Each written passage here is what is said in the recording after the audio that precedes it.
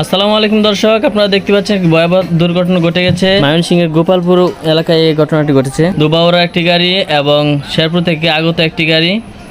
এখানে আপনারা দেখতে পাচ্ছেন যে ড্রাইভারকে অনেক চেষ্টা করে বের করা হচ্ছে।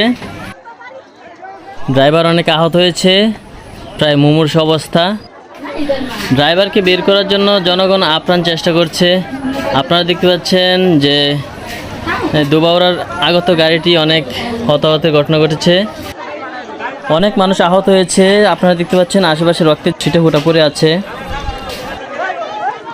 একটি দুর্ঘটনা সারা জীবনের কান্না, সেটা যদি আপনারা না বুঝেন তাহলে ড্রাইভার ভাইদের উদ্দেশ্যে বলছি, আপনারা একটু খেয়াল করে চালাবেন। শুধু ওভারটেক করলেই হবে না, মানুষের জীবনের দিকে খেয়াল করতে হবে। আপনারা বেপরোয়া গতিতে চালান, যার কারণে বড় বড় অ্যাক্সিডেন্টগুলো হচ্ছে। আশেপাশে অনেক রক্তের ছাপ দেখা যাচ্ছে, সেটা দেখে বোঝা যায় অনেক মানুষ আহত হয়েছে। ফুলপুর থেকে তারাকান্দা রোডে প্রায় সময় অ্যাক্সিডেন্টের ঘটনা ঘটছে। সবাই সাবধানে চলাফেরা করবেন।